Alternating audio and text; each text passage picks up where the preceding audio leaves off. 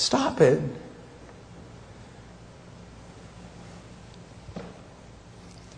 Sixth indictment. Ignorance regarding the nature of the church. God has only one religious institution. It's the church. It's a church. And our ultimate goal and the ultimate product of revival will be the planting of biblical churches.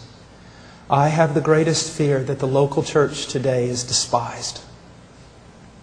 Tell somebody you're an itinerant preacher, that you have a worldwide ministry, and they all bow down. Tell someone you're a pastor of a group of 30, and they make you sit in the back during the conference. He's not the prince of itinerant preachers. He's the prince of pastors. Several years ago, Bill Clinton had a slogan during the election. It's the economy, stupid. My pastor, Jeff Noblet, one of the elders in our church, the primary teaching, preaching pastor, he said to me one day, he goes, I'd like to have a bunch of shirts made up. What would they say, Brother Jeff? It's the church, stupid. Jesus gave His life for the church. A beautiful, virgin, pristine church. And if you want to give your life for something in the ministry, give it to the church. To a church. A body of believers. A local congregation. It's the church. Now let me say this about the church, and I want you to listen well. There is not a remnant of believers in the church. We all know about the remnant theology. Throughout all the course of Israel, there was Israel, the people of God, and a remnant of true believers. That's not true about the church. There is not a remnant of believers or a small group of believers inside a larger group called the church. The church is the remnant. I want to say this. If pastors have ever come close to blaspheming, it is with regard to this. I hear theologians, itinerant teachers, pastors, this and that, saying these sorts of things. There's just as much sin in the church as out of the church. There's just as much divorce in the church as out of the church. There's just as much immorality and pornography in the church as out of the church. And then preachers saying, yes, the church is acting like a whore. I want you to know this. You ought to be very careful calling the bride of Jesus Christ a whore. I'll tell you what the problem is. Pastors and preachers don't know what the church is. I want you to know that the Church of Jesus Christ in America is beautiful. She is frail at times. She is weak. She is buffeted. She is not perfect. But I want you to know she is broken. She is humbly, and she is humbly walking with her God. The problem is you don't know what the church is. Today, because of the lack of biblical preaching, the so-called church is filled up with carnal, wicked people identified with Christianity. And then because of all the goats in the midst of the lambs are blamed for all the things the goats are doing. And then the name of God is blasphemed among the Gentiles because of us. Have you ever read, I know we're running out of time, but just go quickly with me. Just go quickly. I want to show you something. Go to Jeremiah 31. Jeremiah 31, thank you. Verse 31 of Jeremiah 31, behold, days are coming, declares the Lord, when I will make a new covenant with the house of Israel and with the house of Judah. Now, I do not want to take away anything from the people called Israel, but this text is also applied to the church. Understand that. Don't want to get any battles on eschatology, but in the Bible, in the New Testament, the book of Hebrews, it's applied to the people of God. Not like the covenant which I made with their fathers in the day I took them by the hand to bring them out of the land of Egypt. I hear preachers saying all the time, well, when you look back and you see Israel, you see a bunch of godless, idolatrous people, and in the midst of them there was a tiny remnant of true believers. That is true, but don't apply that to the New Testament church. Because He says, I am going to do something different. Not like the covenant which I made with the fathers in the day I took them by the hand bring them out of the land of Egypt. My covenant which they broke, although I was a husband to them, declares the Lord.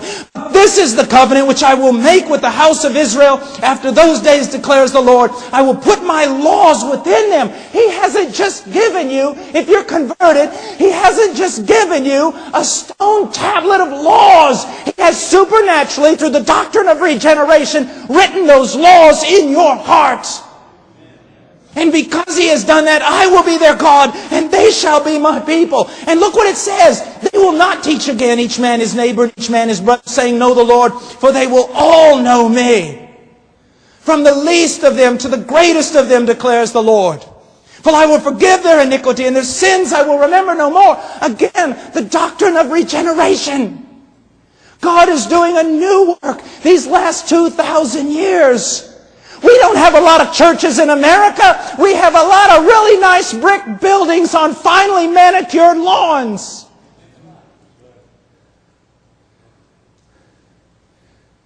Just because someone says they're of the church or they're Christian doesn't make it so. Look what He says. They'll not even have to teach one another. And that doesn't mean there won't be teachers and preachers, but there will all be an outstanding knowledge of God among them, particularly with regard to their sins having been forgiven. Quickly, just look at 32, chapter 32. Verse 38. They shall be my people, and I will be their God. He doesn't say, I hope so, maybe, if I get lucky, if I can get enough evangelists to work with me, maybe this will all come out right. He says, I am going to pull a people for me. A people that I'm going to give to my Son. And He says, they shall be my people, and I will be their God. Look at this, and I will give them one heart and one way. Now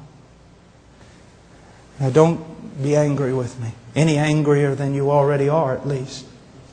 But listen to me. The 70s and 80s and all the Jesus marches and everyone weeping and crying. The church is so divided. The church is not one. My dear friend, let me tell you something. If the church is not one, there is a prayer out there that God the Father did not answer for His Son. And this new covenant promise has failed. So I want to redirect you a little bit. I want to submit to you, the church is one. She's always been one. Have you ever sat down on an airplane or maybe met someone in a marketplace you didn't even know? And you being maybe Baptist or Mennonite or this or that, but truly evangelical, truly Christian, you talk to them for no more than a few minutes and you discover, bam! It's a believer. It's just a live one. And at that moment, you'd give your life for Him. You'd give your life for Him. I remember one time we were in Departamento Amazonas in Peru, and it was during the time of the Sendero Luminoso and the civil war that was going on there. We rode 22 hours up in the back of a grain truck under a black tarp, and at about midnight, we pulled the tarp off, the truck stopped, and we jumped off into the jungle. We stayed the night just at the edge of the jungle and made our ways up to a place called Ingenio in Tambolik. About halfway up, we got lost in the dark the next day. So we were praying, me and my dear friend Paco, we were praying, oh God, give us some direction. We're lost. We don't, if we're found in here, the terrorists owned the place, the military wouldn't even go in. And we cried out, oh God, give us some direction. Help us. We heard a bell. Then we heard somebody talking. It was a strange conversation at first, we thought. But then we realized it was a little boy coming in from the fields with his burro, and he was talking to his burro. And so we got behind him and we followed, and then we stood on the edge of the town, little village, huts, adobe homes. And I said, Paco, I said, you know, if the terrorists own this thing, we're dead. Yeah, but we got to go somewhere. So we got down, walked up to a man who was drunk in the dark, and said, hay hermanos por aquí. Are there brothers here? Because everybody knows what that means in the mountains. It means a real Christian. And he said, la vieja por ahí, the old woman over there. And so I went over there. It was an old Nazarene woman. And I knocked on the door. I said, I am an evangelical pastor Please help me. And that old woman reached out with that lantern. She grabbed me. She pulled me inside. She grabbed Paco, took us down. Her house was cut out of a kind of a cliff in the mud, and took us down in the basement where there was some hay and chickens and things. And she sat us there and she lit a lamp. And then a little boy came in and she called to him and said, "Go get the other brothers." And they started bringing chickens and yucca and everything else, risking their life. Why? Because we are one. Stop saying all these silly things that you're saying, that the body of Christ is divided and it's a mess and it's full of sin. I would not talk about the bride of Christ that way if I was you. What you've got is a bunch of goats and tares among the sheep. And because very little biblical, compassionate church discipline is practiced, they live among the sheep, they feed on the sheep, and they destroy the sheep. And those of you who are leaders in the church are going to pay a high penalty when you stand before the one who loves them. Because you did not have enough courage to stand up and confront the wicked. As a matter of fact, listen to me. The average scenario in North America with regard to churches, by and large, the churches are democracies, and I don't want to get into the ifs or pros or cons of that. But here's what happens. Because the preaching of the gospel is so low, the church is basically, the majority of it are carnal, lost people. And because it is a democracy, they by and large govern the direction of the church. And because the pastor doesn't want to lose the great number of people, and because he has wrong ideas regarding evangelism and true conversion, he caters to the wicked in his church. And his little group of true sheep that belong to Jesus Christ are sitting there in the midst of all the theater, in the midst of all the worldliness, in the midst of all the multimedia going, we just want to worship Jesus and we just want someone to teach us the Bible. And pastors are going to pay for that.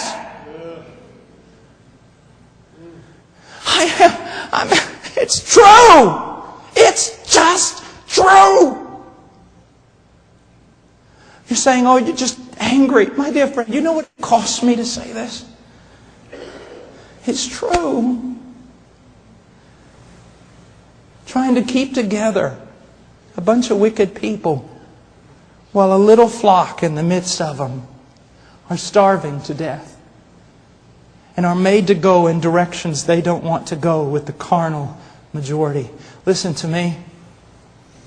If my wife was at Walmart late one night and you walked by as a man and you saw that 2 men were abusing her, 3, 4, 5, 10 men were abusing her and hurting her, and you put your head down in the name of self-preservation and you walked by, I want to tell you something, my friend. I will not only look for those 10 men, I will look for you.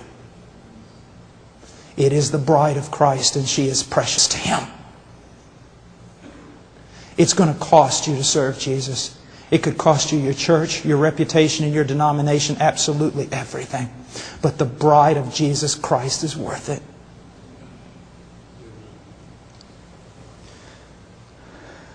And look what it says. I love this. Look, 39, I will give them one heart and one way. And what is that way? It's Christ and it's holiness. Every true believer I've ever met spoke much of Christ and had a longing desire to be more holy than they were. More conformed to Christ. And look, I will give them one heart and one way, that they may fear me always, for their own good and for the good of their children after them. Oh, what a text that is. But let's just go on really quickly. I will make an everlasting covenant with them, that I will not turn away from them to do them good. Now, we just read this and so many people who are wicked, who are lost, they just go to church on Sunday, they hear this verse, yes, God has made an everlasting covenant with me. He will never turn away from me, never, never. I am secure because of God's grace. But they fail to read the second part. And look what it says, I will make an everlasting covenant with them, that I will not turn away from them to do them good.